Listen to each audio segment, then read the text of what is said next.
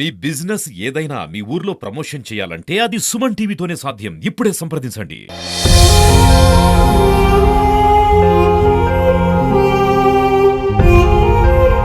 నా బిడ్డ పెద్ద పండుగకి రాలేదు, క్రిస్మస్ పండుగకి రాలేదు, నాకు లేకుండా పోయింది. Welcome to Suman TV. ఈరోజు మనం సింగరాయకొండ మండలం శానంపూడి గ్రామంలో ఎస్సీ కాలనీలో ఉన్నాం. అయితే ఇక్కడ ఒక మహిళ తగరం అమూల్య అనేటువంటి రీసెంట్ గా మ్యారేజ్ అయింది. ఒక 40 రోజుల క్రితం ఆ అమ్మాయి ఉరేసుకొని చనిపోయింది. అది ఎందుకు చనిపోయింది, ఏ కారణంతో చనిపోయింది అనేటువంటిది ఎవరికి అర్థం కావట్లేదు.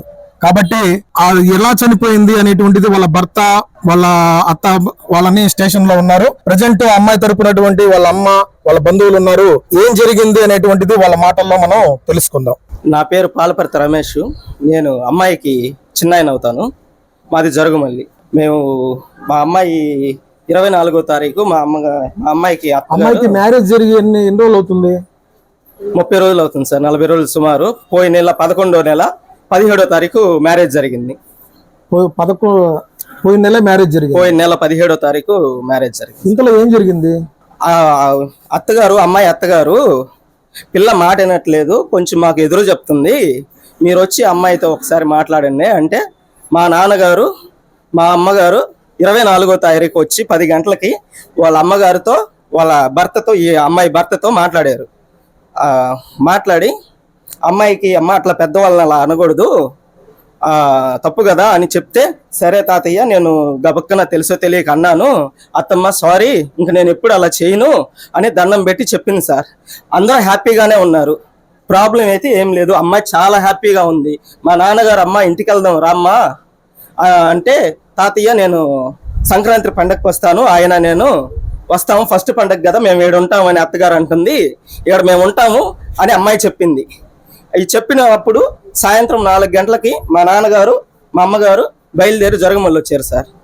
వచ్చిన తర్వాత పండగ కదా, క్రిస్మస్ పండుగ తర్వాత రోజు 25వ తారీఖు క్రిస్మస్ పండుగ సార్. 25వ తారీఖు ఫోన్ చేసి అమ్మాయితో ఒకసారి మాట్లాడాలి, ఒకసారి అమ్మాయికి ఇవ్వండి అని చెప్పి వాళ్ళ అత్తగారికి ఫోన్ చేశాడు మా నాన్నగారు. ఫోన్ చేసిన క్రమంలో ఆమె ఇక్కడ లేను, నేను ఓగూరులో ఉన్నాను, మధ్యాహ్నం నుంచి ఓగూరుకు వచ్చాను, మా కూతురి కాడికి వచ్చాను అని అనింది సార్. మా నాన్నగారు దానికి ఫస్ట్ పెళ్ళయి 4 రోజులే కదమ్మా, ఫస్ట్ పండగ కదా, మీరు ఎలా వెళ్తారు అమ్మాయిని వదిలిపెట్టి, సరే నువ్వు వెళ్ళేటప్పుడు మాకు ఫోన్ చేసి చెప్పాలి కదా, ఒక్కదాన్ని మీరు ఎలా వదిలిపెట్టి వెళ్తారు అని మా నాన్నగారు అడగడం జరిగింది. నేను మా కూతురి కాడికి పండగని నేను వచ్చాను, అమ్మాయి ఒక్కటే ఇంటికాడు ఉంది, ఆ గోపి కూడా అమ్మాయి భర్త పేరు గోపి కూడా డ్యూటీకి వెళ్ళాడు, సాయంత్రం 8 గంటలకు వస్తారు, అప్పుడు 8 గంటలప్పుడు ఫోన్ చేయమని చెప్పి వాళ్ళ అత్తగారు చెప్పింది సార్. ఇది జరిగింది. సాయంత్రం 7:40కి మాకు ఫోన్ చేసి గోపి ఫోన్ చేసి అమూల్య ఉరేసుకుంది తాతయ్య రాండి అని చెప్పి మమ్మల్ని పిలవడం ద్వారా మేము వచ్చాము. ఇక్కడికి వచ్చి చూసేసరికి అమ్మాయి ఏం జరిగిందో కూడా చెప్పలేదు, ఉరేసుకుందని అంటున్నారే కానీ ఎప్పుడో చనిపోయింది ఆ అమ్మాయి. 11-12 గంటలకే ఇక్కడ చనిపోయిందని మధ్యలో వాడు డ్యూటీ చేస్తున్నాడు సార్. డ్యూటీ చేస్తున్నవాడు మధ్యలో పర్మిషన్ తీసుకొని వచ్చి ఇక్కడికి వచ్చాడు. వచ్చి చూశాడని ఇక్కడ చూసిన వాళ్ళు అనుకుంటుంటే మేము విన్నాము, కానీ భయపడి ఎవరు చెప్పట్లేదు. ఇది జరిగింది సార్. కంపల్సరీ వాళ్ళే చంపారని మేము అనుకుంటున్నాం, మేము భావిస్తున్నాం సార్. అబ్బాయి డ్యూటీ ఎక్కడ చేస్తాడు? 7 hours ఇక్కడ ఉలవపాడు దగ్గర ఏదో కంపెనీ ఉందండి sir, 7 hours sea foods headless, అక్కడ పని చేస్తున్నాడంట. అబ్బాయి అక్కడ పని చేస్తున్నాడు, పర్మిషన్ తీసుకొని వచ్చాడు, ఎన్నింటికి వచ్చాడని మీరు ఏమన్నా ఇన్ఫర్మేషన్? ఉదయం 7 గంటలకు వెళ్తాడు సార్, సాయంత్రం ఎన్ని గంటలకు వస్తారో మాకు ఐడియా లేదు, వాళ్ళు కూడా మాతో చెప్పలేదు. సాయంత్రం 7:30కి అయితే ఇంటికి వచ్చి ఆ అబ్బాయి ఒక్కడే వచ్చి చూడడం, అమ్మాయిని చూసి అరిసాడంట. ఆ అబ్బాయి ఒక్కడే బాడీని కిందకి దించాడంట సార్. అమ్మాయి ఉరేసుకుందని చెప్తున్నారు, మాకైతే ఉరేసుకుందని మేము నమ్మటం లేదు. సంతోషంగా ఉంది కాబట్టి అమ్మాయి ఏ సమస్య వచ్చినా సరే డేరింగ్ గా మాకు చెప్పే అమ్మాయి, అంత ఉరేసుకునే అంత పిరికిదైతే కాదు. ఆ అమ్మాయి మామగారు ఉన్నారా? మామగారు వీళ్ళైతే ఇక్కడ లేరు సార్. మేము వచ్చినప్పుడు పక్కన ఎటేటో తిరుగుతా ఉన్నారు. అబ్బాయి వాళ్ళ అమ్మాయి ఏడుంది, వాళ్ళ నాన్నైతే ఇక్కడే ఉన్నారు, కానీ నా కంటికైతే కనిపించలేదు, దూరంగా ఉండేడు. కావాలయ్యా, నా బిడ్డ చేశారు, 10 రోజులు కూడా కాలేదయ్యా, నా పచ్చగా చేసుకున్నా, నా బిడ్డ నాకు లేకుండా చేశారు. నా బిడ్డ నాకు తెచ్చిమనండి అయ్యా. నా బిడ్డ నూరేసి మా అమ్మాయి మీతో ఏమైనా మాట్లాడిందా చనిపోవడానికి ముందర కానీ? ఆ రోజు మాట్లాడింది సార్. అమ్మ రోడ్లకి అరుస్తుందమ్మా, మా అత్త సిగ్గుపోయినట్టుంది, నేను ఉండి తెచ్చుకోలేదు, ఏదో ఒకటి చేసుకుంటానమ్మా నీది నాతోని, అమ్మ నువ్వేం భయపడగాక ఏమి కాదు అని చెప్పాను. నా పానం ఎట్లా ఉందమ్మా, నన్ను ఎవరు లెక్క చేయట్లేదు, నన్ను వీళ్ళేదో చేసేటట్టుగా ఉండరమ్మా, మనశ్శాంతి లేకుండా చేస్తున్నారు, కడుపు నిండా ముద్ద కూడా సరిగ్గా తినట్లేదు అని చెప్పారు. వీళ్ళు కట్నం అమ్మ పక్కనే పోయి మాట్లాడతాడని చెప్తే లేచిపోతాడు, వాడు బలకడు కొలకడు, మా అమ్మ నాని అంత దారి పోయావా అని అంటాడు అని అనింది సార్ నాతో. నిన్న బిడ్డ అంటే కట్నం ఏమన్నా ఇవ్వాల్సింది? 2 లక్షల రూపాయలు కట్నం ఇచ్చా, 3 సవర్లు బంగారం పెట్టావు సార్ నా బిడ్డని. నా బిడ్డ నాకు లేకుండా చేశారు. అప్పటికి మా అత్త మామూలు కూడా పంపించాను. క్రిస్మస్ పండగకి రండమ్మా అంటే మా ఆయనకి సెలవు లేదమ్మా, పెద్ద పండగ కొత్తంలే అని. నా బిడ్డ పెద్ద పండగకి రాలేదు, క్రిస్మస్ పండగకి రాలేదు, నాకు లేకుండా పోయింది. నా బిడ్డ నాకు తెచ్చిండయ్యా. తాతనే 24వ తేదీ మీరు ఇక్కడికి వచ్చారంటున్నారు కదా, మీకై మీరు వచ్చారా లేకపోతే వాళ్ళు ఫోన్ చేస్తారు? ఫోన్ చేశారు, వచ్చాం. దేనికి ఫోన్ చేశారు? అమ్మాయి చెప్పిన మాట అంటాం లేదు, నువ్వు ఎక్కడికి రా అని ఫోన్ చేస్తాను. వచ్చాం మేమిద్దరం. ఇక్కడికి వచ్చినాక మావా మీ పిల్ల మాట అంటాం లేదు, ఎదురుకెదురు మాట్లాడుతుంది, పని చేయటం లేదు అని అత్త అన్నది. మొగుడు మా అమ్మతో ఎదురు మాట్లాడితే మాత్రం నేను ఒప్పుకోను, ఎవరైనా ఆయాల ముక్కు మీద మచ్చ ఏందని అడిగావో నేను చెప్పలేదు నీకు, మా అమ్మ మీదకి వస్తే నేను ఆయాల కొట్లాటకు పోతే నాకు ఒకడు కొట్టాడు, ఆ దెబ్బ ఇవాళ చెబుతున్నాను నేను, మా అమ్మ ఎవరన్నా చంపేస్తాను నేను అన్నాడు. అమ్మ జరిగిన సంగతి ఏందని అడిగా. మావయ్య ఈ పిల్ల ఎదురుకెదురు సమాధానం చెబుతుంది మాకు, నువ్వెంత అంటే నువ్వెంత అంటుందే, ఇట్ట అంటుంది, మీ పిల్లకి భయం చెప్పుకోమంది. ఏందమ్మా అని పిల్లని అడిగా. తాత మా అత్త ఇప్పుడు నాకు తోటి సరిగా బలకటం లేదు, ఆ పల్లెలో చుట్టాలు ఉండరు, వాళ్ళు వచ్చేరేడికి గోపికి ఫోన్ చేశా. గోపి మనోళ్ళే పోయిరా ఆడదాకా అన్నాడు. పోయా, ఆడక పోయి వచ్చా. ఇక నా మీద ఏజం పెట్టుకొని మత్త నాతోటి పలకల అని అంద అమ్మాయి. అప్పుడు నేను అడిగితేనే మావా నేను పెద్దదాన్నే, మా ఆయన్ని కానీ నన్ను కానీ అడిగి పోవాలా, మేము వద్దంటే ఊరు కావాలా, ఎందుకు పోయింది అని అంది. అమ్మ గోపి పంపాడు అంట కదా అని అన్న. గోపి పెద్దోడు మేమా అని అంది. ఇదయ్యా జరిగింది, నేను రామ్మా ఊరికి పోదామన్నా. తాత ఈ పండక్కి పంపనంటుండ్రు అత్త మామ, పెద్ద పండక్కి వచ్చి గుడ్డలు పెట్టించుకొని వస్తాం తాత అని అంది.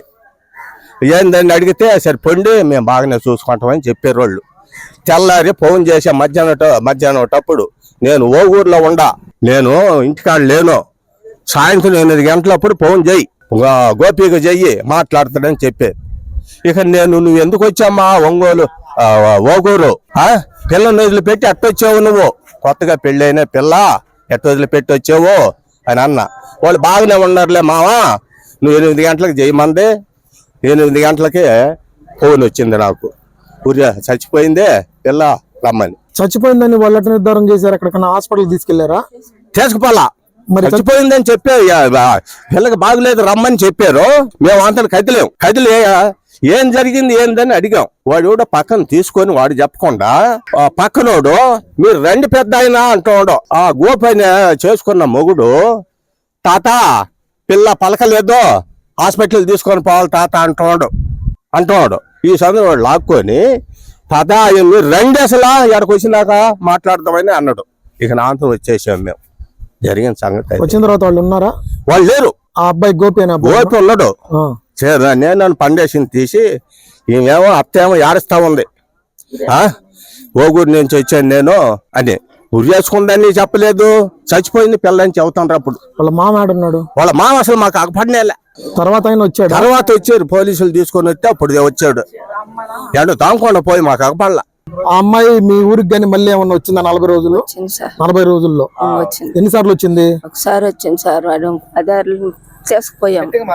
అంటే వచ్చిన క్రమంలో వాళ్ళు మంచి చెడ్డలు కొత్తగా పెళ్ళైన వాళ్ళు కదా ఇక్కడ ఎట్టుంటారు ఏందనేది అలా తెలుసుకునేటప్పుడు నీతో ఏమన్నా మాట్లాడటం జరిగింది అమ్మాయి? అమ్మాయి బాగానే ఉంటున్నావు నాయనమ్మ అని చెప్పింది ఫస్ట్. చెప్పి మళ్ళీ ఆడ నుంచి 7 రోజులకి ఎడకొచ్చారు. ఎడకొచ్చినాక అప్పుడు మళ్ళీ ఫోన్ చేసింది. నాయనమ్మ నువ్వు అనుకుంటున్నావు అంత మంచివాడేం కాదు నాయనమ్మ గోపి, నాకు భయం వేస్తుంది నాయనమ్మ అనింది. మా వాడు ప్రార్థన చేస్తున్నాడు, మంచి బిడ్డ అమ్మ, నువ్వు కూడా జాగ్రత్తగా ఉండని నేను చెప్తానే ఉన్నా. నువ్వు నన్ను అర్థం చేసుకోండి, నేను అనుకున్నంత మంచివాడు కాదమ్మా, వాళ్ళు మా అమ్మని చూసినా వాడిని చూసినా నాకు భయం వేస్తుందని చెప్పి ఏడ్చింది. అదే జరిగింది. నిన్న వచ్చిన రోజు ఆయనే మాట్లాడాడు.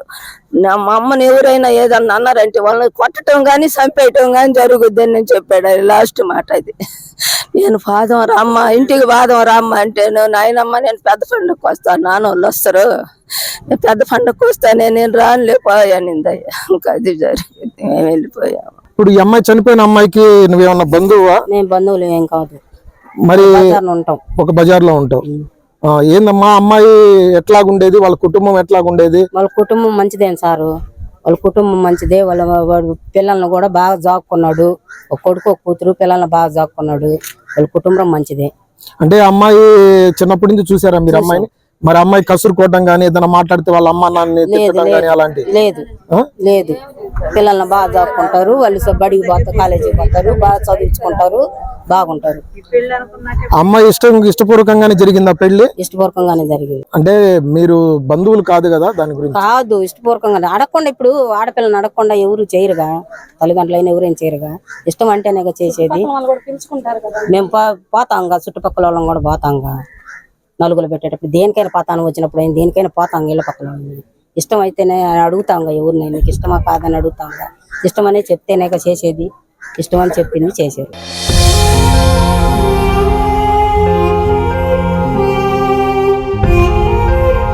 నా బిడ్డ పెద్ద పండుగకి రాలేదు, క్రిస్మస్ పండుగకి రాలేదు, నాకు లేకుండా పోయింది.